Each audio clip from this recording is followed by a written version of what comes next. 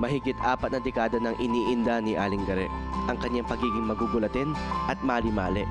Oras na para malaman kung matutudukan ng kanyang pagtitiis. Mami, nabanggit niyo sa akin na 7 yung anak mo. Opo. So lahat doon nakatira sa iyo? Opo. Sa akin po sila lahat. Kasi kung gusto ko po na magsama-sama kami lahat. Nakikita ko ang mga buhay-buhay nila. Kung ano man pagkakamali nila palakad sa mga anak, nagagampanan kong turuan sila. Dito po, ilalagay kong naku po, sorry po.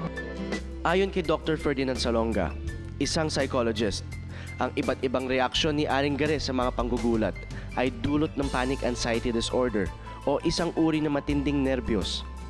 Isang kondisyon ito kung saan nagiging magugulatin ang isang tao dahil sa mga nakatagong problema o emosyon na nailalabas lang kapag siya ay binigla o biniro.